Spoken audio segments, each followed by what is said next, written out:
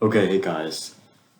This is my comp sci project, and yeah, this is my project for Operation CRE8. It's called Desmos.ai. Basically, what it does is it takes a prompt you type in, uses the OpenAI DALL-E model, generates you an image, and draws on Desmos by giving you the latex for the Bezier curves. So how this script works? Basically, this is the latex outputs, and this structure.py is how it generates the image. This is my OpenAI key. I should probably blur this from the video. I don't want you guys to use this and spend my $10. But yeah, this is what generates the image. And this is what takes the image and goes through the algorithm to generate the Bezier curve equations. It was like really hard, really complicated. But to connect these together, I used the app.py. And main.py is just a user interface, and this is how I execute app.py, as you can see over here. So let me just demonstrate what I mean. Just run this simple program.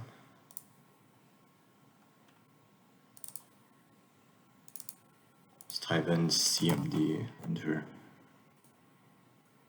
and python main.py. Oh, oops, wrong directory.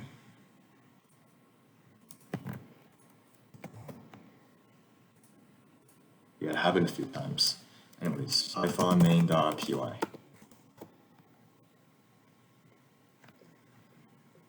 Just print stuff out for debugging, and I created this pretty good loading screen.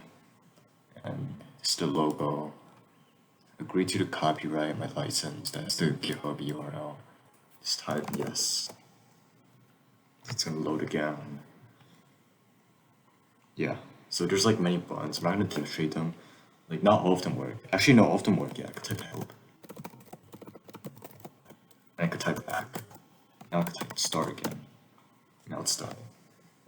What do you want to run? So I'll just draw a pretty mountain view in Japan or something. I don't know.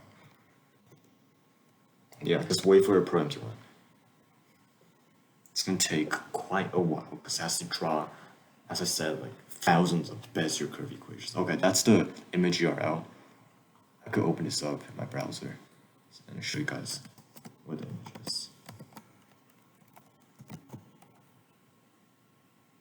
Oh, this is not what I wanted, but I don't know how that happened. Anyways, we could grab this on Desmos by just going here onto the latex.txt, Control A, Control C, and just pasting it all here. Zoom it out a bit. It's 500 by 500 dimensions. And as I said, I wasn't finished with this because there's currently a really weird error where the image is flipped upside down and it only shows 1/4 of the whole image. Like upside down only shows like this quarter over here. And as I said, the project's due today. I wasn't able to debug this error. It was really hard because when I try to do that, either it loses a lot of quality or just code isn't running well. So I'll try my best to get that done later.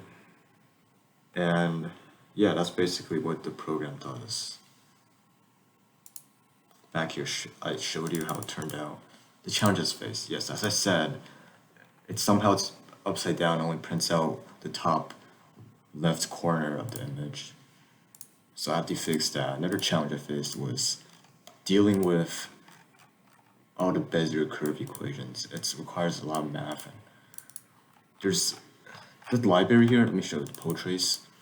It's not from PIP, okay?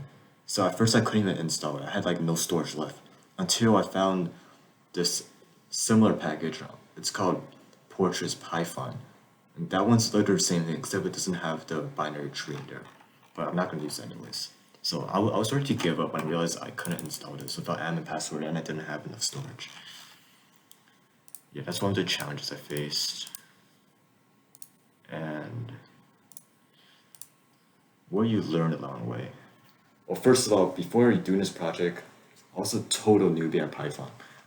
The only things I knew were printing hello world and probably like if statements or something. Probably didn't even know how to make functions or really anything at all, you know, before doing this project. It was a very tough journey.